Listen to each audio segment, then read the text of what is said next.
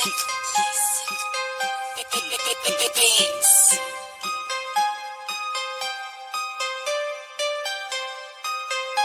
Godfather.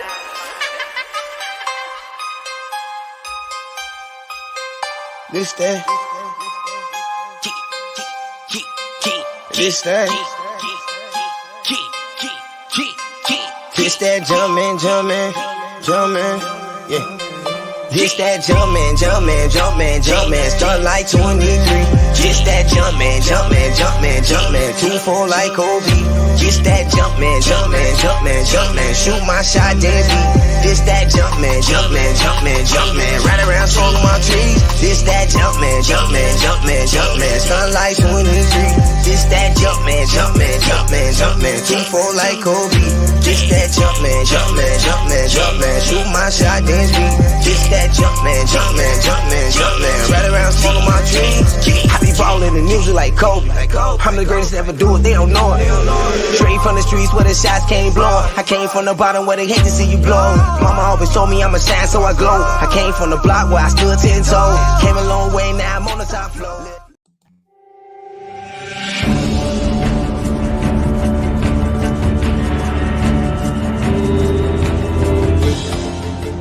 This is 1252 Sports Chicago.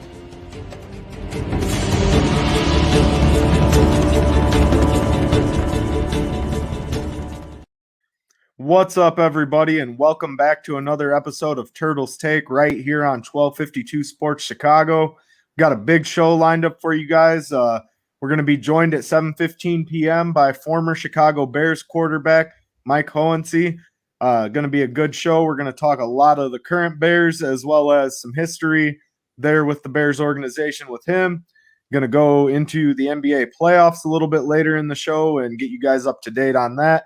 And, of course, we got to be talking about the Cubs to wrap the show up because, obviously, as Vince is over there, we're both Cub fans, and El Mago had a hell of a play the other day, but we'll talk about that a little bit later in the show. So what's up, Vince? How we doing tonight? Man, put some respect on their name. First place Cubs. First place Cubs. That's a good feeling, isn't it? Always better when the Cubs are in first place. Definitely not something we expected, but we'll get to all that a little bit later. To start the show, I want to talk about some Bears, man. Obviously, the hype around Justin Fields keeps going up, right? I think saw something the other day that three of his jerseys are in the top 5 most sold jerseys right now. Yeah, him and Tim Tebow, they got a lock on that top 5, man. It was funny, people were guessing Brady, Mahomes, different guys, and it turns out that I guess they're not 2 rookies, but you got a guy that hasn't played in the league in 8-9 years, right? And a rookie are got the top 5. They got Tim Tebow's in 1 and 2 with his green jersey is 1 and his black jersey is 2, and then Justin Fields has the navy is 3, the orange is 4, and the white is 5. Hey, I love it, though, because that just shows that this fan base is all in on Justin Fields. Which I think we already knew, right? I mean, as soon as that draft pick was made, it was a surge towards Justin Fields, and people are already predicting, is he going to start week 1? When will he start? Not so much of if, but when. Right. And, realistically, looking at his competition being Andy Dalton, and I guess you throw Nick Foles into that mix if he's still on this team. I feel like he's the forgotten guy, man. I feel like everybody forgets that Nick Foles is even on his team anymore. Yeah, and that's the nature of the beast, right? They go out and absolutely get Andy Dalton. They shared these videos of him in the boxing gym calling him QB1. The Bears PR department has got to be having a tough time right now after sharing all that. And then obviously we go up and make the move for Justin Fields, and it's a completely different dynamic in the town. I mean, I saw the other day on Waddle and Sylvie on ESPN Chicago, they were talking to former Bears quarterback Jay Cutler, and he actually had kind of the unpopular opinion of let the kid sit. He actually, I believe, said that Andy Dalton has this, that he's, a capable quarterback and he's going to be able to. I feel like everybody blew that out of proportion. So I listened to the interview on the radio. And so they were talking about him, and he said, well, first he was messing with Sylvie, and he said, well, because Sylvie was like, oh, obviously we're all in. And he was like, well, why? Why are you all in? Yeah, I did like that. And, and he was just messing with Sylvie. But then they asked him, he said, look, I haven't watched enough film on him to tell you exactly what I think of him. He said, but I know he's got a good arm. He's got the arm strength. He can move. He's, got an accurate deep ball. He Right. won a lot at Ohio State. All the good things you like to hear. But he said, don't rush him in there. There's no reason to. You can actually, and it was more just a, hey, don't rush it, don't ruin him, and don't panic that Andy Dalton is capable. He could do this. You can win games with Andy Dalton, which I agree with him. I said that all along. I think, if you look at the team that they've put together now, even just take Justin Fields out of the equation for right now, this team is better than it was the time of the signing of Andy Dalton. So now you like the Andy Dalton. If that's your quarterback, you trust him more now than you did before. So I would have to agree. I think they could win games with Andy Dalton if they had to. Yeah, and I'm not saying that they couldn't win games with Andy Dalton. Obviously, he's I don't want to say skilled, but he's a capable veteran, right? I think he's a little bit more than a game manager. We hear game manager a lot, guys that aren't going to give away the game. They're going to keep you in it.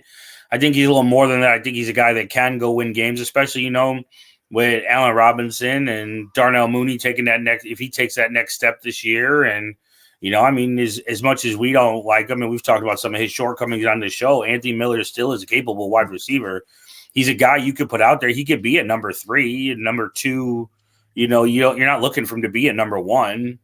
Anthony Miller's not on this team by the start of the regular season, but look, they tried to trade him, and I heard a lot of people, because as I've spoke very poorly about Anthony Miller before, I've gotten some backlash from some people who've watched our show, and then some others who say, well, Anthony Miller, I was at my dynasty fantasy draft, and I was talking with a Packer fan, and we were comparing the Bears and Packers. And I said something about Anthony Miller, and he was like, yeah, the Bears tried to trade him. They couldn't even find anybody to trade with for him. It's not like the Bears were like, hey, give me a 7th-round pick for Anthony Miller, and all 32 teams said no. They have a price in their mind that they believe he's worth. And if somebody doesn't match that, it doesn't give them what they feel he's worth, they're just going to hold on to him. Because like I said, he is a capable receiver, especially if Darnell Mooney takes that next step and becomes that solid number 2. Now you're looking at Anthony Miller as a number 3. Big difference between a guy being a number 1 and a number 3. Oh, absolutely. I don't disagree with you there. I think that, as you said, Darnell Mooney taking that next step is going to be key to the success of this offense in this upcoming season. I think he brings a lot to the table. He showed us that he's extremely capable with, let's get the cat out of the bag and say it now, a below average quarterback. Right. Back there in his last season. So, even if you get a guy like Andy Dalton out there, I trust Andy Dalton's arm over Mitchell Trubisky's arm all day, every day. Oh, yeah, definitely. Definitely. I couldn't agree more. And, with that being said, we're going to open up the playbook regardless of who's in the backfield. Do I want to see it be Justin Fields? Absolutely. I want to see him take that Russell Wilson type arc where he's just so good by the beginning of the season, there's no way they can't start him. Yeah, that's absolutely the best case scenario, is that the kid is just so damn good that you can't do anything but play him. But I caution people to rein in that excitement a little bit, because every quarterback, no matter how good they are, does go through growing pains. I guess Patrick Mahomes didn't, but everybody else does. Typically there's always that bit of a learning curve, right? Even when you have a guy that has elite talent, good arm strength like Justin back there, whenever he is back there, it's still going to take some time to go through some of those growing pains. Our guy Scott here in the chat saying he's got a feeling that Miller may be behind Goodwin on the depth chart. What's your thought on that, Vince? My boy Scott, what's up, bro? I think there's a lot to be desired still with Anthony Miller, that he fell short on that. He took that rise that we're hoping Darnell Mooney does, and then he kind of plateaued, if not even maybe even regressed a little bit. So hopefully, He can work on some of that stuff. He can run some better routes. The thing about him coming in was he ran great routes. I thought last year he didn't run very good routes. He definitely didn't do anything to help Mitch out. Let's put it that way. I would agree. I thought he was not where he was supposed to be on a lot of the routes. He was getting bumped off a lot. And he just wasn't winning. When Allen Robinson's on the field and they're double teaming him, you have to win. When you see man coverage and one-on-one, you've got to be able to win, especially when you're a little speedy slot guy, whether you're lined up outside or you actually are in the slot, but if you're that type of receiver, you've got to win. And you've got to be able to get open on the short stuff to then make plays after you get the ball in your hands. And I didn't think he did that enough. I didn't think he did enough of the good things to warrant, being a guy that you're like, oh, yeah, he's a building piece. Marquise Goodwin, man. Marquise Goodwin's fast. He straight out flies. Speedster for sure. But let's be honest, Marquise Goodwin has had his opportunities before and has never really been a guy that fought at that top of the depth chart. So, it all depends what this offense looks like. I've said on this show a lot of times, I think this offense is going to look a lot like Kansas City. Yep. They've added a lot of speed. Demiri Bird, Marquise Goodwin, guys that straight out fly 4.28, 4.27 speed. It's hard to find. You don't see a lot of it, but unfortunately, a lot of the guys that are fast like that, they have a hard time with the rest of their game. I mean, if he had all those tools and he was a guy that, you felt like he was a starting receiver, he wouldn't be on his fifth team in the NFL or fourth team, whatever it is, because guys that run that fast usually have a spot for. So we'll see. Right. We'll see what he does. We'll see where it all goes from here. And I like the addition. And, just to kind of segue to a different opinion, I think the most important position of this offense is going to be Cole Kmet.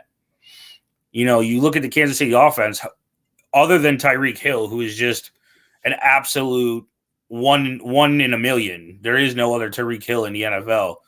Right. Not to that level anyways. No. So when you look at that offense in Kansas City, which we expect this Bears offense to mirror that of Kansas City, where does it come from? You see it runs and everything runs through Travis Kelce. So if Cole Kmet's going to be that Travis Kelce role, he's going to have to keep taking those steps forward. And ultimately, that's why they went out and they used that second-round draft pick on him a year ago, because they felt he was that good. And it took a long time to get him out on the field. We saw a lot more Jimmy Graham than we expected. True Matt Nagy fashion. The kid was raw. I mean, he played a lot at Notre Dame, but I mean, it wasn't a traditional, hey, you're our pass catcher. He was on the line. He blocked a lot. He did a lot of different things. I think the kid's got a lot of talent. We saw at the end of last year.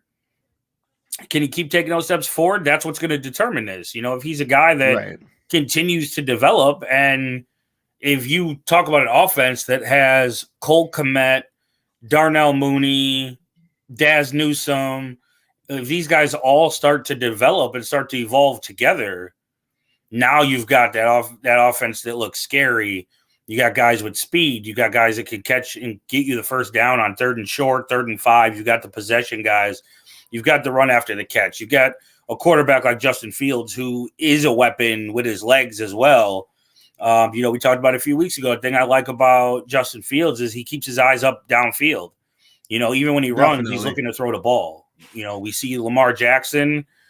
Lamar Jackson's a game changer with his legs, but there's been a lot of times that he's left a lot to desire with his arms. So we'll have to see where that goes and where this offense can go.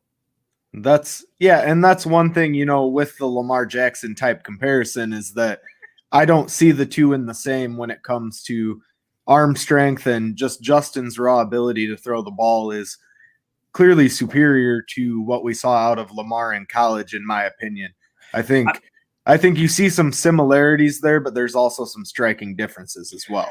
The thing is, you hope he is, but until we see what he does in the NFL, a lot of guys, don't forget, Mitch looked like he was the guy in college too.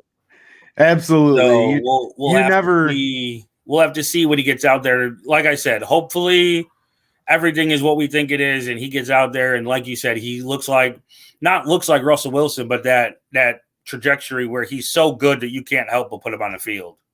Yeah, that's what we would all love to see. Our guest here has actually joined us in the green room, guys. Before we bring him on, we're going to play a quick word from our sponsor, Nick and Ivy Brewing.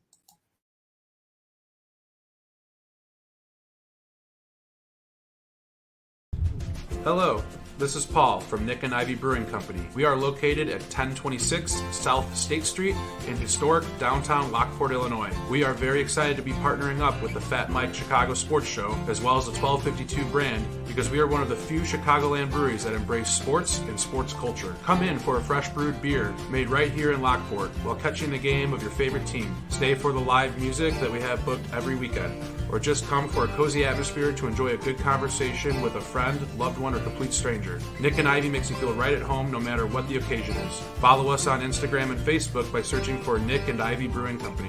Visit our website for our up-to-date tap list or to go shopping on our online store at nickivybrewing.com. That's Nikivy brewing.com. Come in today for a fresh brewed beer born and raised in Lockport, Illinois. All right, guys, and again, we're back. That was a quick word from our sponsor, Nick and Ivy Brewing, out in beautiful downtown Lockport, Illinois. They got the Fat Mike beer coming out here in about a month or so, I believe. So excited to try that. Big deal for our buddy Fat Mike Chicago here on the 1252 Sports brand.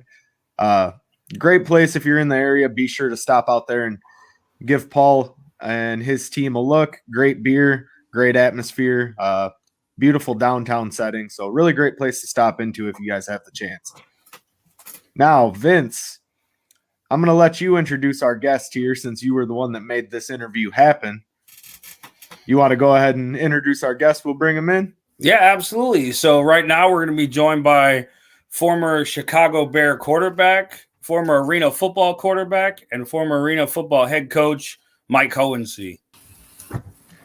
Mike, how we doing tonight? We're doing well. How are you guys doing? Doing We're good, well. Coach. We're doing good. Yeah, good. Thanks for having me on. Absolutely, man. Thanks for coming on. We really appreciate it. Yeah, thank you for joining us. My pleasure.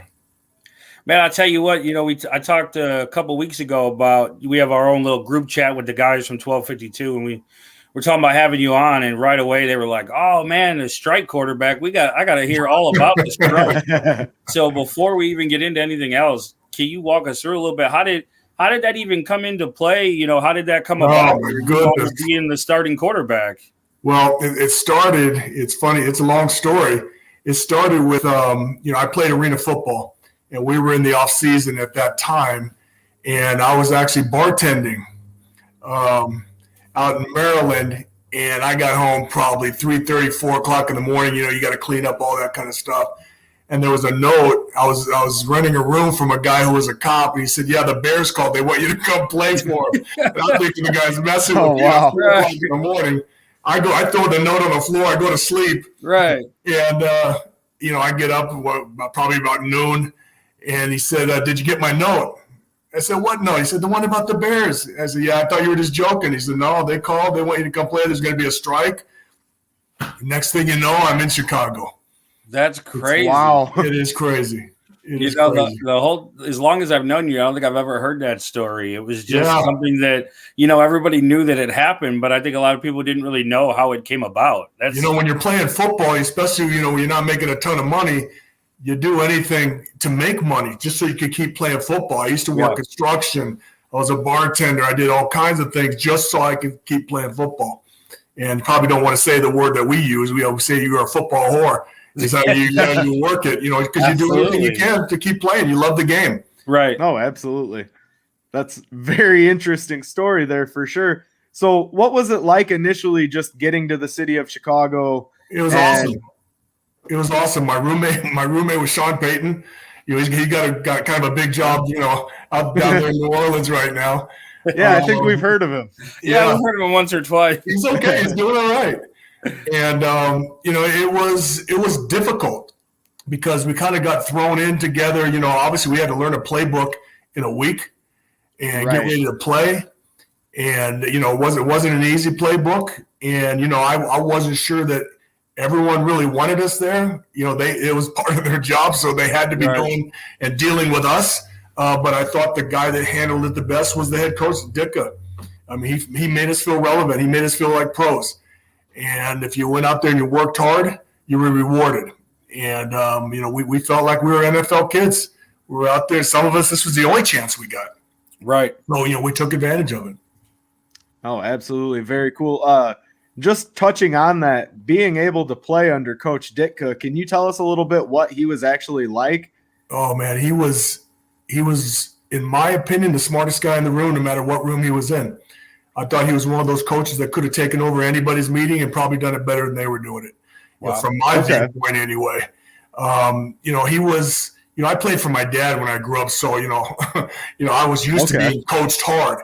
Right. So, he jumped me a few times out there, but I think the main thing that I remember, he'd make you feel, like you're a foot high, but he brought you back up before he left you. I remember him screaming at me about something. And before he left me, he says, I know you could do better. I've seen you do better already since you've been here, and you've only been here a day. So I knew right then that I was getting an honest coach that was going to coach me and try to make me better.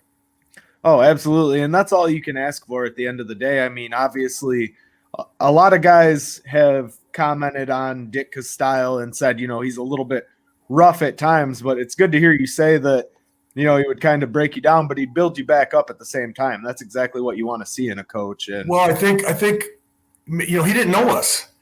You know what I mean? So I think that was really the smart approach by him to kind of maybe step out of his comfort zone a little bit. You know what I mean? What he wasn't, when he knew everybody so well before, he didn't have to, walk around like he's walking on eggshells, where he didn't know our egos. He didn't know what we were all about with our confidence. So I thought he really went about it well, and he got the results. That's very cool. So give us a little bit now. So you started what? You started 2 games with the Bears? Yes. Started the Philly game. The Philly game, they flew us out there, and they woke us up at 2:30 in the morning the day of the game and bussed us to the stadium, and we slept in the locker room to avoid the line, the strike line. Wow. That's a pretty amazing story. And we used our equipment bags for pillows, and it was legit. We were down in the locker room sleeping, getting ready for the game. It's not what you think of when you hear, the NFL. You think all the bells and whistles, and hear, in the locker room. The more I think back on it, I think it was just kind of preparing me for arena football. Absolutely. Oh. So you played the 2 games, and then kind of walk us through how that went. Now, did you know when you went down there that you were going to be the starting quarterback? No, absolutely not. None of us really knew much. We just knew there was an opportunity. So we went there, we tried out, we did what we could. We kind of, a lot of us knew each other because there was quite a few of the arena guys that got picked up, at least in Chicago. Because Gene Noodle was a guy who, was one of the coaches in arena football, and he helped a lot of the guys get on the roster, or at least get a chance to be on the roster. Yeah. So, it was kind of a feel-good initially, which I think kind of helped a lot of us thrive early on. Maybe even more so than some of the guys who weren't coming from arena football that were trying to get on that roster. Oh, that makes sense for sure. I mean, it's just such an interesting dynamic to hear about the strike and kind of the perspective that brought. I mean, obviously, like you said, there were some guys that may not have been there had the strike not happened. So it's something that is a piece of NFL history, right? It's something. No doubt. I mean, it's part of it. I mean, one of my other guys that I hung out with, who was my roommate in arena football, was Mike Stoops. I don't know if you remember Mike Stoops. Okay. His brother down in Oklahoma, and I think he ended up with Arizona or something like that. But just an amazing football player, and he got a chance as well. I think his body was kind of like mine. His body failed him a little bit, early in his career, and he had to get into coaching, and obviously it was a good move for him. Okay, now you kind of hinted at that a little bit. Did you have some injuries there in your playing career that I had a few, here and there. I'm paying for it now, in my old age.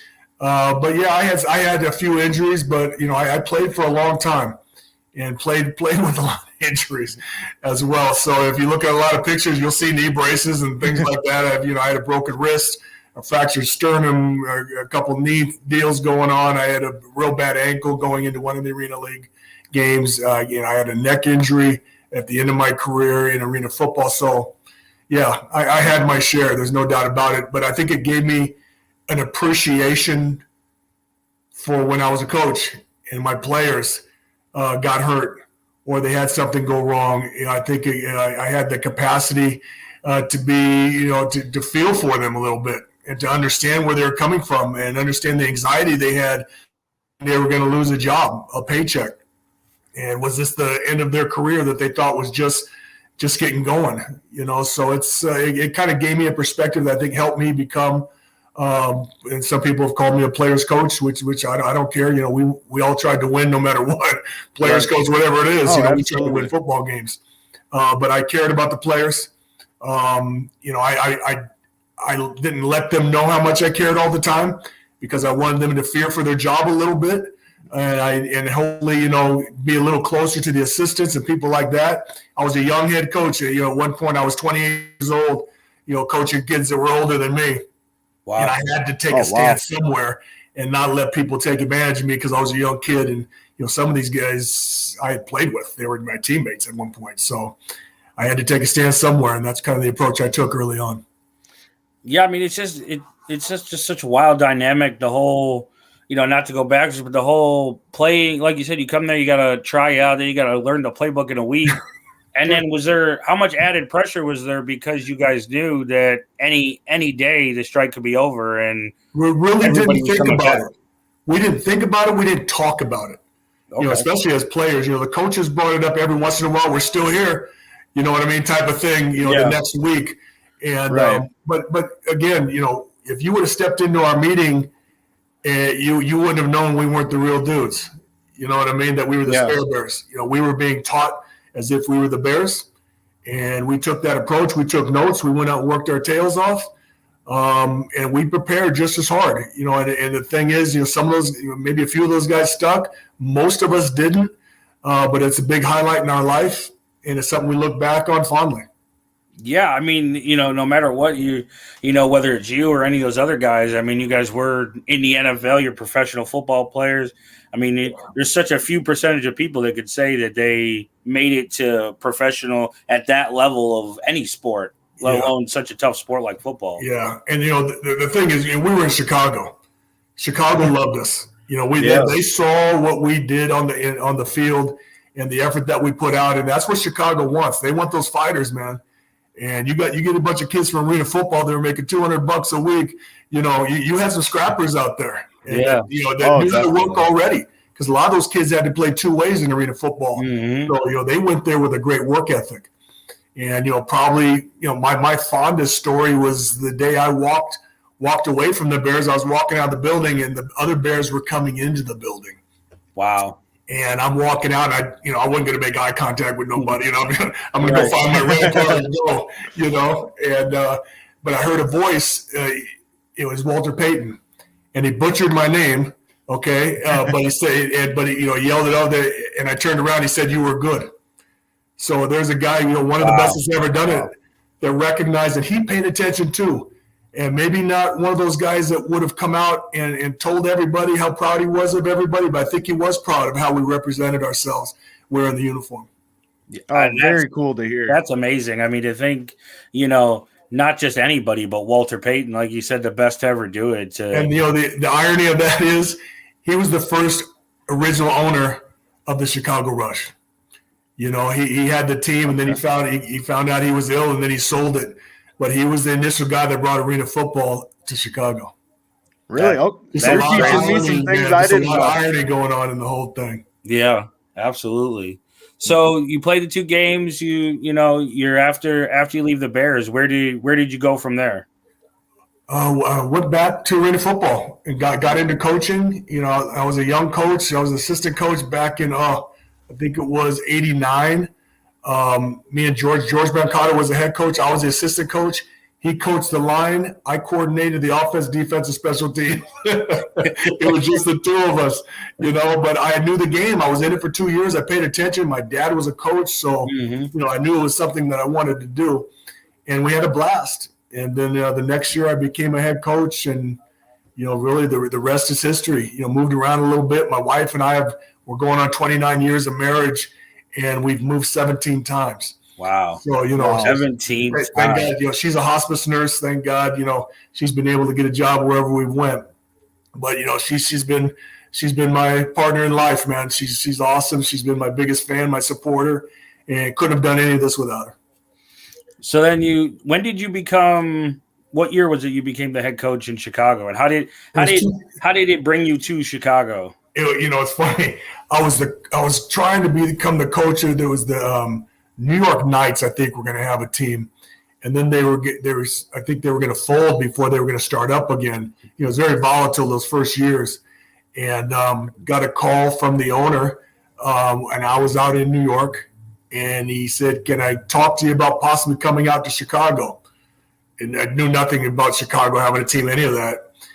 And so I said, you know what, let me talk to my wife, because at least 17 times I had to use that line. And we talked about it, and I said, okay. So I went out for an interview, and it's funny, you go through life and you wonder if you're good enough. And I never didn't get a job that I interviewed in person for. If I was able to sit across from somebody, I got the job. Now it's easy to say no on the phone, right? So I didn't get them all. But anytime I got a chance to sit in front of somebody and get that interview, I think because I'm who I am, I'm not trying to be somebody else. You know what I mean? I've been around unbelievable people in my lifetime, and I realized, what makes you the best is you, not trying to be somebody else. And I think people appreciated that. I think my players appreciated that. My assistant coaches, who I don't even think of as assistants, man, we worked together on everything that we did, and they made me better. But it's hard work when you go out there and you're trying to figure out what you're going to do with your career, especially when you're young. But having a supportive wife was a big part of me coming out to Chicago, because she was from Schenectady, New York, up in upstate New York, and her whole family lived in one town. And we were going to be I was at the top of the son-in-law totem pole for a while till we moved out of town. Right. And I don't even know if I'm back on the totem pole anymore. But we're back here in Chicago, and we fell in love with it. We've been out here since 2001. So walk us through a little bit. You're, not to fast forward too far, but you come to Chicago, Arena Bowl 20, everything that went into that. But before I turn it over to you, just a little background that season. You guys went the road like Pittsburgh. You guys were the wild card. You guys were playing on the road. Exactly. Just talk a little bit about not only going through that season, but how the season developed and being on the road every week for the playoffs and ultimately leading up to that, winning that championship. Well, it's crazy. That season we won our first two games. Then we had a bunch of injuries, and that was a season where we thought we had a lot of talent. And then we had a bunch of injuries. We lost 7 of the next 8 games. But if you would have came and watched us work, you would have thought you'd have thought we were 11-0. And we just had a bunch of veterans that knew how to work. And we just kept talking about, we're going to get healthy. We just got to make sure that we're in a position to do something with it once all our guys came back. And it got towards the end of the regular season with about 3 or 4 weeks to go, and we were going to have to win almost all our games just to get into the playoffs. And a kid named Bobby Scipio came up on the wire. And this is a kid that came with a lot of baggage and, unfairly most of the time. And, I'm talking to my coaching staff about it. Do we take a chance on this kid? And we had made a trade the year before with somebody to switch positions, as far as taking people off the wire based on record. And when we made the trade, we figured they'd be pretty high up on the list and we'd be pretty low because we'd have a good record, they'd have a bad record. So all of a sudden Bobby Scipio came and we were number 1 to get him off the waivers. So talked to the staff. I said, you know what, I'm going to let my hair down and we're going to take this kid. We're going to take a shot. And I remember, we made the trade. I remember talking to Bobby Scipio on the phone. He said, Coach, he butchered my name too. He said, Coach, whatever. He said, I'm not trying to get to Chicago. And I said, I wasn't trying to get here either, but I'm here and I'm loving it. And I said, I think you're a fantastic football player, but I want you to understand, we're bringing you here to win a championship. And I said, you're coming here with 2 strikes. Okay, I think I was the only one that really wanted you and took a chance on you, and I don't think it's a chance because I think you're a phenomenal football player. I said, but when you come here, I'm not going to try to cut you down in front of everybody ever. But if I ever say strawberry daiquiri, that means you're taking it a little too far. Okay, so if I say strawberry daiquiri, I'm just going to go on my way. You're walking that line before you and me have to meet in my office, and it goes somewhere neither one of us wants it to go. And I think he appreciated that. And I never had to say it. And the kid worked his butt off. He was an unbelievable teammate. And, he wasn't the reason we won the Arena Bowl, but he was the reason we got there. He helped us beat a lot of good football teams to get into the playoffs. We had to win our last 2 games, regular season games, and then we had to win 4 playoff games in a row on the road. So, 6 road games. And like you said, it was like Pittsburgh. And I remember all the experts picking against us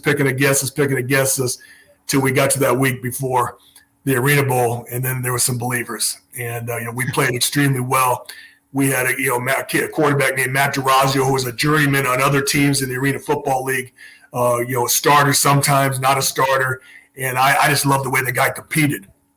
So when he came here, I coached his butt off. I coached him hard. So it was basically him competing against me. And, and he was an unbelievable leader. He was a big play kid. The moment never got too big for him. And I think he wanted to win that championship for his teammates as much as he wanted to win it for himself.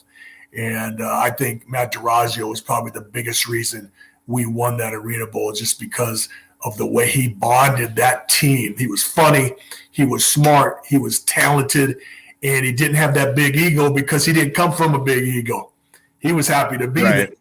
You know what I mean? And he grew with all of us during that season. And it was just the perfect pairing. And it's one of those teams that I'll never forget because, I don't know if we're going to go down as one of the best teams ever, but I put that team against any of them. I luckily, I'm fortunate enough to have been a fan and know some of the guys and, know a lot of that season, but, just some of the crazy things that happened, some of the field goals that were kicked and just all the different things. And if I remember, wasn't Matt hurt going into the championship game? No, not that game. That was the next year. Oh, it was the next year? Okay. That was the next season, yeah. Okay. But it's, it was crazy as a fan, to be a part of it and now to hear, all the backside. I mean, you talk about Bobby Scipio. I remember him coming and, you're watching 5 touchdowns, 6 touchdowns, 6 touchdowns. Start calling him six-pack Scipio. Yeah, he started catching 6 touchdowns a week, and you see probably, you guys win. Probably one of the smartest players I've ever coached. He didn't want to come across as that. You know what I mean? He wanted to be one of the boys, but he was smarter than any of our quarterbacks. I can tell you that. He used to run a post. He'd run that post route, and if he saw the guy waiting for him, he'd just point. He'd point over there. He'd tell the quarterback where to throw the football. It's wild to hear you talk about it. A lot of coaches, especially nowadays, I think a lot of coaches would have been like, we don't want that guy. He's a problem. He can't help us. He's too much of a liability. And to hear you talk about, what went into and then making that decision to go get him and the production you got from it. The key to us being able to take Bobby Scipio at that time, and Bobby Scipio, believe me, was unbelievable while he was here as a person and as a teammate. The key to that whole thing was we had confidence in the people we already had in the building. We could, that even if he didn't become a great teammate, we were going to be able to absorb that cat, okay, and go out there and beat everybody. We're going to use him. He was going to think he was going to use us. Okay, we were going to use him for his talents and just bring everybody, all the great leaders that we already had, the great citizens, the great people that went out in the community, the people that loved Chicago Rush, that wore the uniform. They were going to absorb that guy. Mm-hmm. And what ended up happening was Bobby Scipio came in and did what he had to do to fit in, which was beautiful because we really did deserve that year to have a chance. And Bobby Scipio gave us that chance when we were just missing that piece. We had a whole bunch of good players, but we needed that dude. We needed that dude who struck fear in everybody in the secondary every time he went in that high motion. And he was it. Yeah, it was, it was crazy to be around as a fan for that. Andrew, I know you don't know a lot about arena football, but as this show has gone on, we've had a few on. We had Steve Edwards and Reggie Gray and Derek Ross and now Coach Honer. Man, they used to play at I've Allstate learned Arena. a lot. They used to play at Allstate Arena. Man, that place was sold out every week. Standing room only. That place rocked. Wow. I mean, and it's crazy, to think from you coming from the NFL and that to, but what was it like every week being out there with a staff? It was unbelievable. It really was like family. We'd walk out there, and how arena football was. We were so accessible. Right. And to me, it's the other way around. The fans were so accessible. We didn't have to worry about them because there was already that culture of we're together, we're family. Arena football is different. We're going to bring the game to the stands. Mm-hmm. Sometimes the stands onto the field. And the way that we interacted with our fans with all the on-field games and contests and things that we did was different, was unique. And I think arena football really propelled that. And now all the major sports are doing those type of things. But, when we came out and we saw the Thundersticks in the stands, we know we were going to win. That was one of the we talked about all the time. I walk out there with the coaches, Thundersticks, we got this one. It's just, because we took advantage of it. Our fans were unbelievable. And then in 2006, when we won the World Championship in Vegas, and we brought it back, and when we celebrated and had the ring ceremony with our fans out in the audience, it was unbelievable because we had somebody to bring it back and share it with. You know what I mean? To open those rings and look at them and let them see it at the same time because, we went. We started 2001, so we went 5-6 years without winning it and teasing them. We were good. We were in the playoffs every year, but we didn't get there, Right. And I told Coach Houseman, once if we get there, we're going to win it. But, man, we got to get past those semifinals. We were in the semifinals 3 times, 3 out of those 5 years, and didn't get in. So, once we did it, it was what it was supposed to be. The way we shared it with the fans, our front office was unbelievable. Mike Poliski was unbelievable. Tom Dorr was our radio guy. Mike North was our radio guy. I had those characters, man. Mike North. Yeah, absolutely. Yeah. But everyone bought into it. You know what I mean? There was no bad mouthing each other. It was all about the love of the game and appreciation for where all these players and coaches had come from. That no one was big time in anybody, man. Everyone appreciated being there and being in the building when you got there, and it showed in their effort. And you can never come out and watch us practice and say we're going through the motions, ever. And that's one of the things I'm proudest of. That's why we had so many banners hanging up. Awesome. Very good stuff, Coach. Real quick, before we let you go, I got to ask, obviously, you follow the Chicago Bears currently, correct? A little bit, yeah. A little absolutely. bit? Yeah, Matt Nagy's the head coach, the old arena guy. Yeah, the arena ties. So the buzz around Chicago has been great with Justin Fields since the Bears moved up to draft him. Can you give us your thoughts a little bit on Justin Fields and what he's going to do for this Bears team? Well, I think he's already done a lot for the Bears team. I think he's done a lot for the city already. There's a lot of hope there.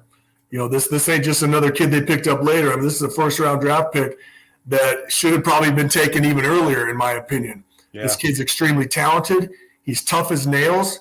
He makes good decisions. He can make every throw that there is. He's as fast as just about anybody in the NFL. And right now, it's just a matter of can he get everyone else around him to play at the same speed with the same confidence. What you got to do is you got to let this rookie go. You got to let him run and be who he is. Don't try to change him. You drafted somebody, okay, for a lot of reasons. You can't take those reasons away and squash those reasons. You got to let this guy go out there and compete. And, you got that defense out there, and that defense, they need that. They need somebody who strikes fear in another defense as opposed to them having to be worried about somebody all the time. And that's going to happen. That's going to happen. I really believe this is going to be good for Matt Nagy as a play caller. I thought his hands were tied a little bit with what he had going on. And I just think – I don't know if there was an overall offensive confidence with the guys that they had there before. Okay, there was a lot of smiles and a lot of yeah, and saying the right things in front of the camera. But that's different when you get in that locker room and you watch a guy work and you see him make the same mistakes over and over and over again. My big saying when I coached was make a new mistake. Okay, because if you're making the same one, either you're not smart enough or it doesn't mean enough to you. And at the professional level, neither of those two things are acceptable. Okay, and you got to move on if that's the case. So, you know, I think they made a great choice, and I'm rooting for the guy. I hope he's here for a dozen years. I really do, and I hope he's a Hall of Fame player down the road. But, you know, he's going to need a lot of help from his teammates because no one does it by themselves, ever. No. Does it by themselves. And, you know, this is a quick to judge town. You know, we had to win quick as the rush. Otherwise, we wouldn't have existed, period. And, you know, they're going to have to do well, and they're going to have to make some big plays. They're going to have to be exciting. And the thing I worry about, the thing that was toughest for Nagy is they hit that upright. They hit that upright a few years ago. I was there when that happened. I saw it live at Soldier Field. That was a Super Bowl team. Were they going to win? I don't know, but that's a Super Bowl team. It was made up a little different, okay? And most of the stars were on the defensive side, okay? But they had those kids rolling on the offensive side. And you could see the shock on Nagy's face. It was shock that they lost that game because I know that feeling when you feel you're the best and you can beat anybody. And that's how they felt at that point. And when that ball hit that upright and dinged a couple times, that took a lot of air out of a lot of things in that organization, unfortunately. So as a coach, talk a little bit about we've had a lot of people on this show and we've talked ourselves. You spoke on it from that game going forward. They hit the upright, they lose that game. How do you go from that to where Mitch looked like he was playing so well? I think you got to talk about it. You got to talk about it out loud. I remember when Arena Football folded, okay, but Arena 2 was still around, and in the middle of the season I got a job down in Peoria, okay, and unfortunately that coach wasn't real popular down there.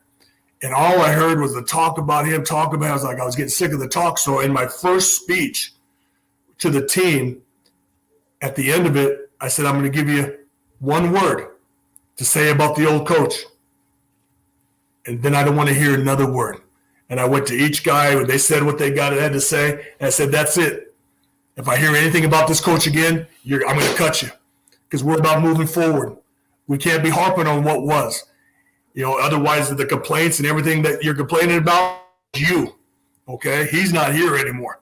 It's up to us to turn this thing around, and that's what you got to do with a situation like that. You know, the upright's going to be there next time too. We kick. It ain't going nowhere, okay? But we got to talk about how we felt, okay? And we got to talk about how we're going to move on and what it's going to take. It can't be one man. And Matt took a lot on his shoulders, and I don't know if he gave that chance for everybody to speak about that, because sometimes when the pain is so fresh, you got to get it out. You know how it is when you're mad or about something or upset about something or someone passes away. I mean, you just need to talk to somebody and get it out. And I don't know if they've ever talked about it enough, but I know Matt Nagy is an unbelievable competitor. When he was in Arena Football, I mean, he willed a team to the Arena Football to the championship as a quarterback because he wasn't as talented as he probably thinks he was, okay? But he was an unbelievable leader and made everybody around him believe they were going to win. And I got to believe he's been around enough good people in his climb through the NFL that he's going to be prepared for this moment too. And I think he understands the importance of what's going on around him. He ain't stupid. You know, I don't think he's listening to all the radio stations. You know, I don't think he should, okay, because he's a great guy and I think he's a good football coach, and he'll figure it out. And he's got to trust the people around him, and he's got, and you always got to trust those vets, man. You got to be able to trust those older guys, and those are the guys that you're having man-to-man conversations with. You can't just be talking to a group all the time. You got to pull them in one by one or a couple at a time, and you got to talk about where we are as a football team. And probably my most productive meetings during my career were my captains' meetings. The first meeting I had of every week was with the captains before I met with the team. And we talked about the ups and downs, and I kind of gave them an idea of the direction I wanted to go. And they gave me a kind of a direction of which way they thought the team needed to go too. And I told them I wasn't going to always use their ideas, but I was going to listen. They had a sounding board, okay? And, sometimes they're going to change my mind. Sometimes they ain't. And that's just the way it is. But, if you ain't got that voice, right? And I think probably one of the best things I did was listen. That was probably my best trait as a coach. Really quick, Coach, before we let you go, tell us what are you up to nowadays? Right now, I'm coaching quarterbacks and receivers, individuals. I'm coaching kids that are in third grade. I'm coaching kids that are in college, and everyone in between. I'm on Twitter. I'm on Facebook, social media, you name it. I'm having the time of my life. I'm 60 years old. These are like my grandkids. And by the way, I just had a new grandson a couple months ago, Mago Silver Cloud Hohensee. Congratulations, Coach. Yes, sir. Yes, sir. So, Coach, how do they find you on Twitter? And that if they want to sign up, they want to be clients. Yeah, at Coach Ho on Twitter and Facebook. It's Mike Hohensee, and I'm the one that usually has a picture of my grandson in the circle there. It's a good one. Coach, man, we really, really can't thank you enough for coming on with us. My pleasure. Amazing interview. Amazing. I appreciate it, brother. You guys are doing a good job, and I hope you guys go ahead and take Tom Dorr, Mike North's spot. You never know, man. Absolutely. You never know. Coach, thanks so much, Coach. You have a good night. Take care. Man, talk about a great interview. I've known him a long time. He's such a good guy. The dude is tough as nails as they come too, man. He was coaching the rush, and I was going to try to get him to bring it up, but I knew he wouldn't. He got ran over by a car in a Jewel parking lot. And he was walking to his car, and a lady didn't see him, and she hit him. And dude didn't miss a game. I mean, I know it's coaching, but still, dude didn't miss a game. He got hit by a freaking car. He's an amazing dude. He's an amazing coach. He's done so many good things for so many players, and now he's even giving back even more now as, like he talked about coaching quarterbacks and wide receivers. Just such a great not only just to hear him talk about the game and the way he talks about the game, but the way he talks about players and how he talks about them as people. It's something that is very rare to hear a coach, especially a coach who's had so much success, and, to talk about people like that and just genuinely care about people. Oh, yeah, definitely. I think he gave a unique perspective when it came to the Justin Fields talk for sure. You hear it from a coach, and it just gives a different light onto the situation. Yeah, that was my first thought when you started talking. I was like, man, is this different when it comes from a coach? And, I was going to lead into the next question, do you think Matt Nagy can be successful, and why? And, man, he went right into it. He hit it all right away. And, it was like you said, a very different perspective to hear it come from a coach versus a fan or an announcer or a player, but to hear it come from a former coach and somebody who knows Matt really well. So man, we can't thank him enough. Such a great, honor to have him on here and hear him talk about it. For those that, are watching the show that followed him when he was a coach of the Rush. I mean, those games at Allstate Arena, man, it was so packed. Like, there was nothing bigger. Every Saturday night, man, that place was sold out. Like he said, there was standing room only. And they, like he said, they didn't win every year, but that year they won it. It was something special. And, they hit, the field is 50 yards. They hit 52-yard field goals and 50. I think there was like 4 field goals of over 50 yards that playoffs. There's a DVD that like talks about the story of that season. It's just was such an incredible season. And, to hear him talk about what goes into the decision of adding a guy like a Bobby Scipio that had so much previous baggage as other people gave him, and to hear somebody say, look, I'm going to give you a fresh start, and we're going to do this, and we're going to do this with you. And, to hear him that and talk about the meetings with the captains and his perspective going to Chicago to try out and wind up being the starting quarterback there for the Bears. I mean, just such a cool interview from start to finish. Yeah, just such passion when he speaks, man. That's one thing that I can say is he knows his stuff top to bottom, obviously. And like you said, from start to finish, man, great interview. Really good guest. We'll have to bring Coach Ho back on again. Yeah, I don't want to keep going with it, but when the Rush were at their biggest, man, he used to go. So arena football, one of the biggest things for the fans is the tailgating. I mean, the tailgating is part of it. They would go out, man, 3 hours before the game. They'd be out there tailgating, and every single week. So they tailgated Allstate Arena. Where the tailgate section was where the players' entrance was. when they would get Okay. there in the players' parking lot. And man, I tell you what, every single week, no matter who they were playing, no matter what a game, no matter if they got smoked the week before or they blew somebody out, he would be out in that parking lot the next week, thanking every single tailgater, every single fan that he passed, thanking them all for being there. They absolutely treated every fan like it was the NFL. Very cool, man. Again, yeah, great interview there. Such integrity when he spoke, such unique perspective. It was awesome. Real quick, guys, we're going to jump into some NBA playoff talk. But before we do that, we're going to take a quick word from our sponsor, the Jonathan Darren team with the Coldwell Banker Real Estate Group.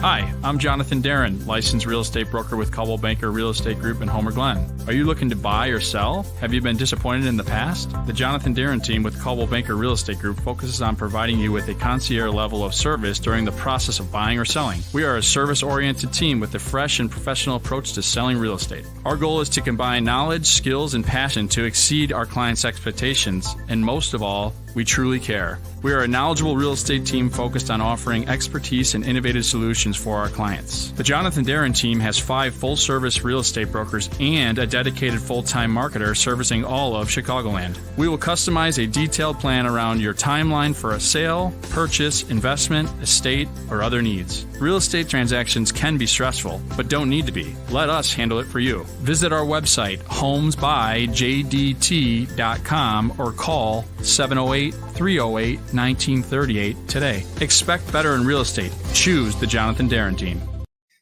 All right, guys. Again, that was a quick word from one of our sponsors here at 1252, the Jonathan Darren team with the Coldwell Banker Real Estate Group. If you're looking to buy a home in the area, be sure to give John and his team a call. They're the best. They will get it done for you.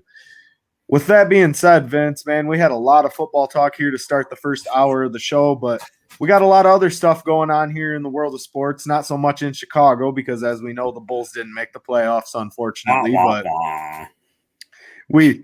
we watched our hopes and dreams get crushed on that live on the air. But with that being said, man, that's right. I forgot about that. That sucked. We were all, well, if they do this, they do this. And our guy Allen was like, oh, they just lost. Oh, right. With that being said, though, there's a lot going on in the NBA.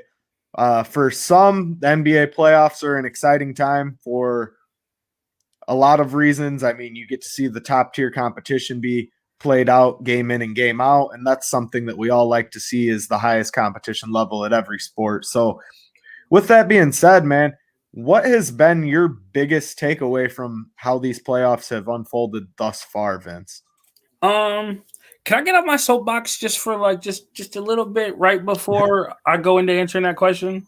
Go ahead. The biggest takeaway so far for me for this playoffs is the douchebag fans that are in the NBA. I know you don't follow the NBA like I do, so you might not be aware of this. So Russell Westbrook plays for Washington Wizards.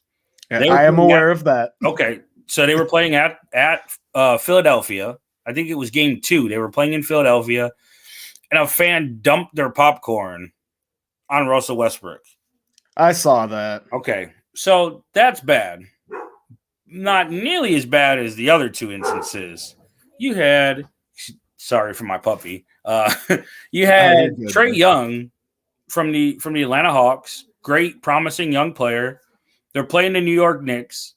That alone, that the Hawks are playing the Knicks, should be celebrated. That those 2 franchises from guys like Dominique Wilkins and Patrick Ewing and guys who have made NBA what it is, those 2 teams finally back in the playoffs in the same year, and they go against each other. And what happens? It's a 1-1 series, 2 great games so far this series, and it's all taken away from it because some idiot decided to spit on Trae Young. Yeah, I did see that as well, man. And it's unfortunate when anything like that happens to a player in any sport, but really lately, like you said, with this round of playoffs, man, we've just seen so much extra bullshit, so much extra drama that it takes away from the game, and it makes and then, you have the Utah and Memphis series, same thing. 2 great games, split 1-1, all that great, Utah, number 1 seed, all these things. They finally go into it, and you hear that the Utah fans were being extremely disrespectful and over the line with John Morant's parents at the game. Like, we, especially right now coming out of, I mean, I don't want to say coming out of this pandemic because there's obviously still a lot going on in the world. But from where we were to now missing so much sports to now being able to go to these games right in time for the playoffs to this being the behavior from so many games, it really speaks volumes of, I guess it's a sense of entitlement. These people, what gives you the right to spit on somebody, say something to somebody's parents, to throw popcorn on somebody? Like, I understand at the end of the day isn't the end of the world. You didn't hit them. It's not to the extreme that some of the other things that have happened is, but it's still just sheer disrespect. What makes you feel like, because you paid money to go to a game, that it gives you the right to do that?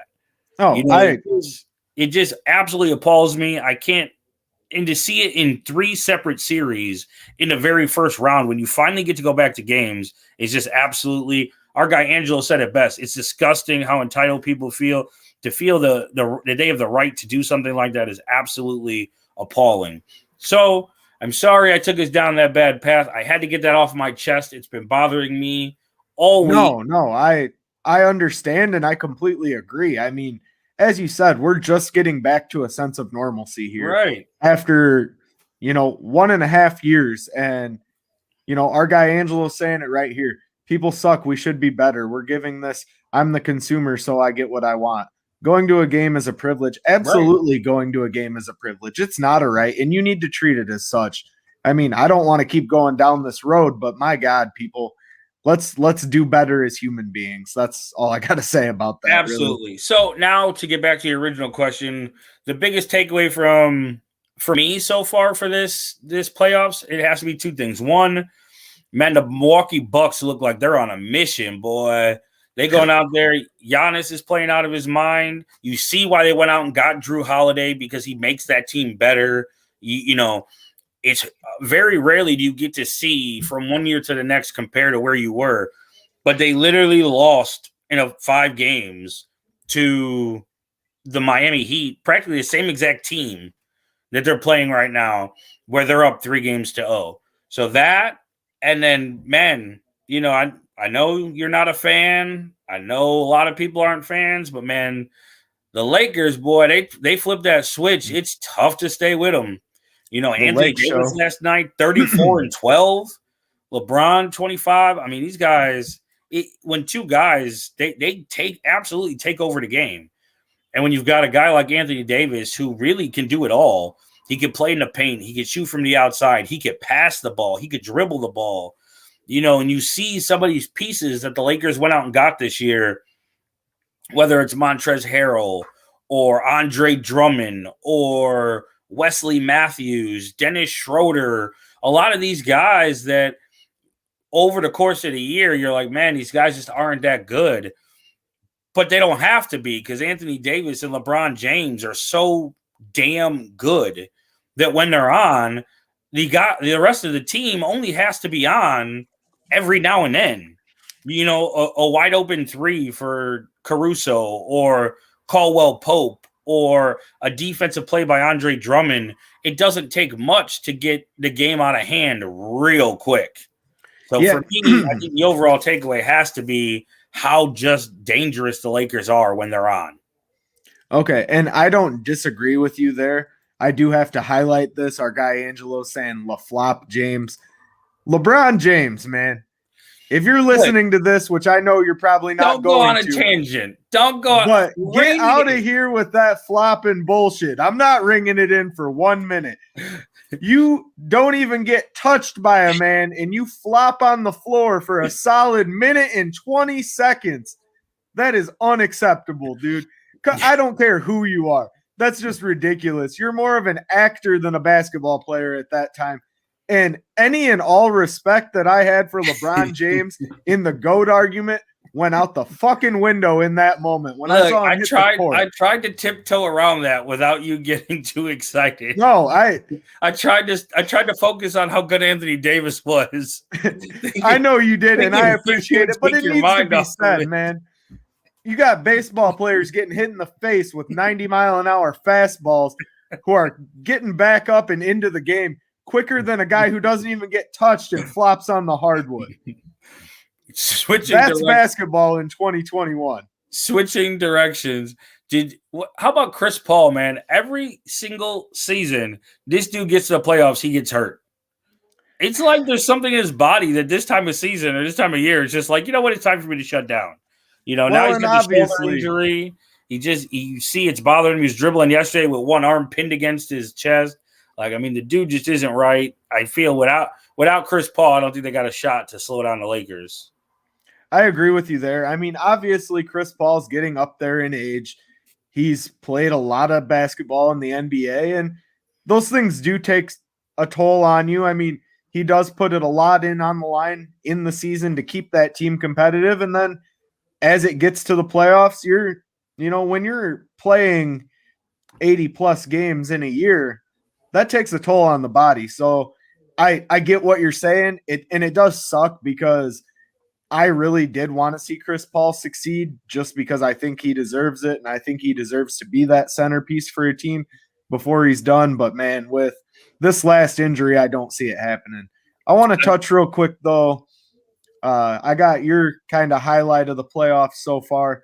I want to give mine, and that has to be undoubtedly in my mind, Luka Doncic. This kid is absolutely wild. I think his stat line the other night, he put up 39 points. I know 39, 7 and 7. 39, 7 and 7. Man, the kid is just tremendous. And he's a rising star in this league, has so much potential on that Mavs team. He just makes everyone around him better, in my opinion. But the question I want to ask you, Vince, how much do you think that the Hawks are kicking themselves because they could have had Luka Doncic and now they got Trae Young over there? Look, Trae Young is bad. He's easily a top 10, maybe top 7, top 5, depending how you rank him, point guard in the NBA. He can pass. He shoots. He shoots the lights out the ball. A lot of his stuff is missed because he's in Atlanta and there's not a big, basketball market in Atlanta. Not a lot of attention. They've been bad for a long time. But Luka Doncic is just different. He's next level. First off, the dude is young as hell. A lot of times we see these guys come over from overseas. They're already older, but to a guy like Luka, I mean, he came over as a small forward. Now he's playing point guard. Now he's playing shooting guard. Then he's playing point guard. The kid does it all. He rebounds, he defends, he passes, he shoots, he drives. The dude is always getting knocked to the ground and banged around, and he just keeps showing up, showing out. I mean, the dude, there's no doubt about it. Whether you think it's already gone or it's about to be gone, at the worst case scenario, I say next year, if not definitely the year after, there will be no talk of if LeBron James is the best player in the NBA. There will be no talk if Kevin Durant is the best player in the NBA. Hands down, the future of the NBA is Luka Doncic. And for that, Atlanta's got to be kicking themselves because at this point, who in the NBA, out of anybody, would you rather have on your team right now than Luka? So we got a question right here in the chat that kind of parallels that. Who would you rather have on your team, Luka Doncic or Giannis Antetokounmpo? And I know I probably just butchered his last name, but actually, bro, you were spot on. Who would you rather have on your team? Yeah, you need to record that because there's plenty of places that would pay you just to have you say his name because they're like Giannis because they ain't even trying that last name. I don't ever try. It's just Giannis. Everybody knows who you're talking about. But to answer Angela's question on if it's Luka or Giannis, I'm taking Luka. You could keep Giannis. You could keep the back-to-back MVPs. Keep the Defensive Player of the Year. Luka is, to me, he's the best player in the NBA already. If not, he definitely will be going into next year. I mean, like I said before, the kid does it all. He defends. He rebounds. He passes. He steals the ball. He shoots, and he just makes. He's a winner. Like the game gets on the line. You give him the ball. He makes these weird ass shots that you're like, bro, what are you even thinking taking that shot? And then you're like, oh, shit, you made it. You switched it. Wow. I take it back. Right. Like, the dude is just different. He's absolutely, in my mind, the best player in the NBA. And Giannis can shoot anyways. So he's big. He's long. He defends. He dunks the ball. But if I need somebody to take the ball up the court and you see what it does in the playoffs, you need somebody that can handle the ball come the playoff time. To me, it's Luka. Hands down, Luka. Yeah, I have to agree there too. Giannis Antetokounmpo is an amazing player. I just like hearing you say his name. Like I literally just like hearing you say his name because nobody gets it right. Nobody even tries it because they can't get it right. You just rattled it off so nonchalantly, like Giannis Antetokounmpo. Well, one up for me then, I guess. But realistically, he's a great paint beast. He's great in the center of the court. Great player. Would be a great addition to any team. Don't get me wrong. But as you said, Luka Doncic, man, this kid being so young and so versatile, really, you can put him at the 2 or 3 easily. He can hit deep threes like, some of the best guards in the league. And then he can still play a little bit of defense. He's got the stuff to play consistently in the post. I mean, the guy's versatile as hell, and I love seeing him play. See him putting up 39, 7, and 7. That's the future of the NBA. That's what's exciting about basketball right now, and I couldn't agree more. Before we get out of this first round talk, I've got a question for you. And I had a question for all of our viewers and people watching and people who are going to watch this and people who are listening on Spotify. I want you to comment if you're watching this or listening because I want to know if the Blazers, who are currently down, what are they down? It's 1-1 or are they down 2-1? 2-1. They're down 2-1 right now. If the Blazers lose in the first round to the Denver Nuggets, who don't have Jamal Murray, what does that do to the stock, the status, the legend, whatever you want to call it, of Damian Lillard? A guy that they've never won the championship. They've never made it to the finals. The kid shoots the lights out, all that, but they just don't win the big games when they get there. And now, obviously it's only 2-1. They could come back and win. But if they do lose to Denver and they lose in the first round to a Jamal Murray-less Denver Nuggets, I mean, the other night he got shut down by Aaron Gordon. It reminded me of when Miami put LeBron James on Derrick Rose. He just big bodied him and took everything out of him. What does that do to Damian Lillard? Is he still considered, a top? Some people say he's the best point guard in the NBA. I'm not one of those people, but is he stay, a top 3 point guard in the NBA, or does this diminish? Will this diminish what people consider him and who they consider him to be if they lose to a team doesn't have their starting point guard? See, that's a tough question, Vince. What I'm going to say is Damian Lillard is an excellent shooter. Hands down, I don't think that's anything anybody would debate. No, he definitely is. Excellent shooter, but here's my issue with it.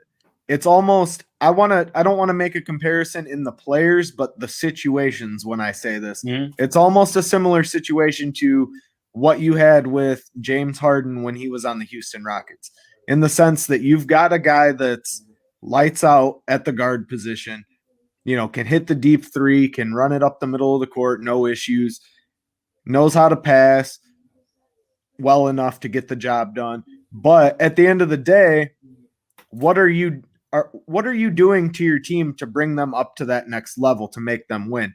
Because the point guard is supposed to be the leader of the team, right? That's supposed to be your leader. And he's supposed to be able to facilitate the offense.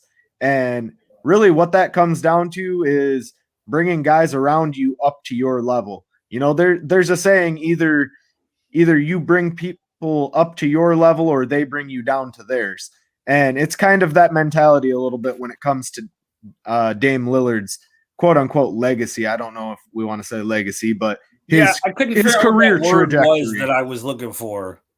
His career trajectory, let's say. I think it does hurt it a little bit if they do lose in the first round here to the Nuggets without Jamal Murray, just because you're not playing a top tier team.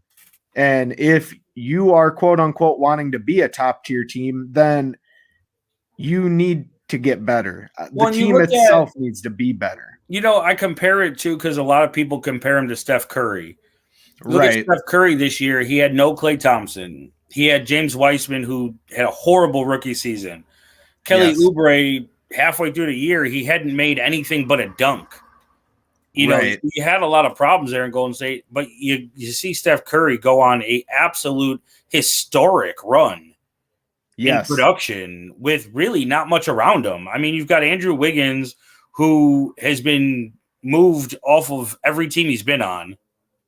You've got Kelly Oubre, who has never been more than, a big-time defender who could hit a shot here or there. Right. Steph, not only was he putting up, 35, 40 points a game, hitting 10, 11 threes, but he also is averaging 7, 8 assists a game. So he's getting others involved. And, to me, I think all those questions that a lot of people had of, is Steph as good as everybody thinks he is? Is he just a shooter? I think the opposite of what Damian Lillard's done this year. I think Steph Curry has done all that to solidify himself as the guy, as that dude that is the best point guard in the NBA. I would agree with you there. And I think that, with Damian Lillard, I would take him on the Bulls tomorrow. Don't get absolutely. me wrong. Absolutely. 110%. But I think he just needs to be a little bit more of a facilitator. He does like to force things down the stretch a little bit. And that's the competitive nature. You can't fault the guy for it. But it comes down to it, like our guy Angelo here saying in the chat. The NBA is a 2-star game. I would argue it's really a 3-star game. That's why you're my boy. That's why you're my boy right there. I was just going to say, I have to disagree. That doesn't happen often, but I have to disagree with Angelo. I feel it's a 3-star league. You look at the Bulls, they got 2 stars, but they're not ready to compete. You need a third one. But, you almost think you have to wonder the GM of Portland, what has he done to help Dame? I'm very critical of Dame Lillard, but what have they done to put around him to win? They got Carmelo Anthony. I mean, okay. That was about 3 years too late. Old now. You didn't get he's not quite that Carmelo old, Anthony. You got Hassan Whiteside last year, had a tremendous year, and then you didn't even bring him back. You let him walk in free agency. I just don't think they've put the pieces around him. CJ McCollum, they play well off each other because they both can handle the ball and they both shoot. But I feel like if they had just a facilitator, just a straight facilitator that wasn't looking to get, create their own shot, that they could have somebody control the ball where Dame could play off the ball. Or if you had you could work it into the post and work it inside out where you got it down low and now you kick it out to Dame, stuff like that. So I don't want to spend a lot of time on Dame Lillard, but I don't think that they've done a lot to help him, nor do I think he's done anything. And like I said, if they lose to this Denver team, which one of my favorite players in the NBA is Jokic. So I'm cool with Denver beats him. But if you lose to Denver without Jamal Murray, you can't tell me he's the best point guard in the NBA. And before we get off the Luka thing, I heard this on ESPN. They were talking about the legacies and going for the successions. And somebody called in and they said, can you imagine the succession in Dallas that went from Dirk Nowitzki to Luka Doncic? Wild, man. Really wild. Especially for 2 foreign guys like that. Like is really something. Oh, absolutely. Before we wrap up the NBA here real quick, I want to touch on one final playoff point here. You talked about it a little bit earlier. The New York Knicks. We got our guy, our hometown hero, so to speak, that left us, Derrick Rose, as well as I believe Taj Gibson's out there on the Knicks with Coach Tibbs. He is. It's the New York Bulls. Pretty much, man. But really quick, I want to know, are you rooting for the Knicks just because Derrick Rose is on that team and you want to see him succeed? I'll be honest. I got no horses in this race. I enjoy watching good basketball. I enjoy watching teams like Phoenix and Atlanta and the Knicks, these teams that are legendary franchises that have been bad for a long time. To see all 3 of them in the playoffs this year has been very cool. I know we talked about this before our show. I know I'm just a little bit older than you. And a little bit. The Dominique Wilkins and the Patrick Ewings and John Starks for the Knicks, and obviously Barkley, and even more to your time, the Steve Nash and Amari Stoudemire sons. As good as they were, to see them finally be good again, it's pretty cool. But to answer your question, yes, I'm a huge Derrick Rose fan. I want Derrick to succeed in everything he does. Did I like the way a lot of things went with his brother here? No, I didn't. But I still feel Derrick's from here, and he gave his body for this city. He gave his career for this city. If you really want to think about it, I mean, I know he's made a comeback. So yes, I am rooting for the Knicks. I hope they come out of the East. In a perfect world for me, it's going to be the Knicks in Denver because I like Jokic and I like watching them. And, every time I watch Denver be really, really good, it makes me think that AK helped build that. And maybe just maybe that's where we're going is to that level. We're in that direction. But to your point about the Knicks, I'm a big Derrick Rose fan. I'm a big Tibbs guy. I thought Tibbs got a real bad rap when he was here. Everybody loved Tibbs when they were winning every year. But then Derrick gets hurt and Tibbs and Jimmy aren't getting along. And, all of a sudden a lot of guys are, well, Tibbs this and Tibbs that. And I've just always been a big Tibbs guy. I think he, it happened in Minnesota. I think Jimmy got exposed a little bit for being a little bit of a diva that nobody knew he was.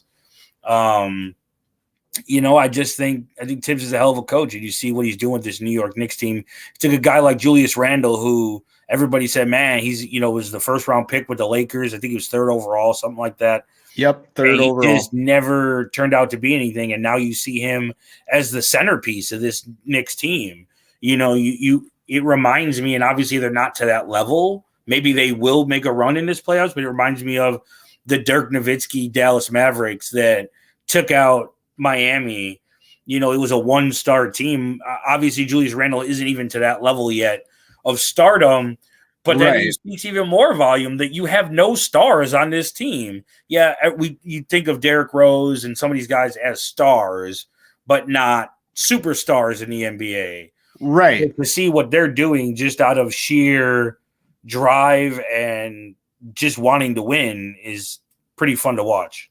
Oh, absolutely. I would agree. And I was a huge Derrick Rose fan. I mean, obviously I was young when the 90s Bulls teams were out there winning.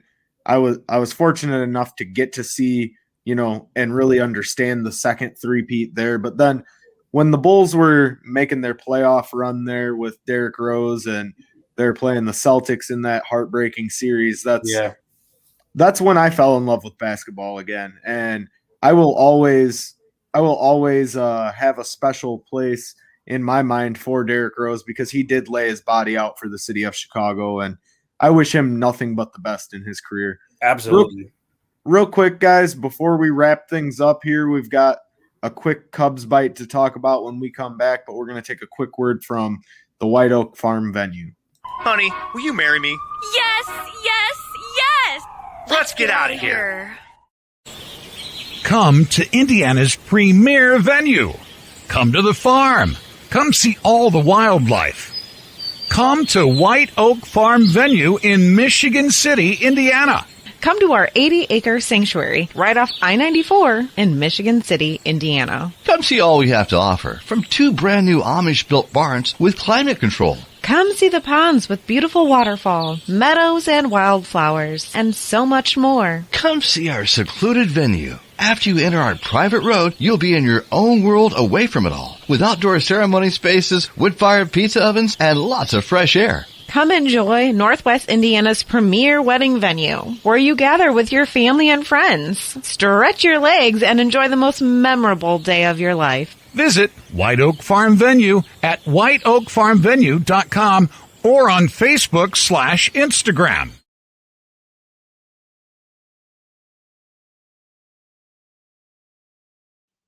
All right, guys. Again, that was a quick word from the White Oak Farm venue. Beautiful venue. If you guys are looking to get married or host a big event, definitely be sure to reach out to them. Vince, before we close this show out, bro, there's one thing that I have to talk about. I've been waiting for this all show. And I hinted at it earlier today. The thing that Tony La Russa is writing an unwritten rule about in his head right now. The play by Javi Baez, man. Let's break it down for those that didn't see the play. I'm sure everybody saw it. I can't even say for those that didn't see it because it was all over everywhere. Everybody saw the little trickery that Javi Baez had there. So he hits a ball to the third baseman. Third baseman. Two outs in the inning. 2-out situation. He hits a ball to the third baseman. Third baseman tosses it over to first. First baseman is off the bag, makes the catch. Javi's running at him. And he kind of stutters a little bit and starts running back towards home plate. He runs all the way back towards home plate. Meanwhile, the runner from third scores because it was too late for the first baseman to toss the ball home.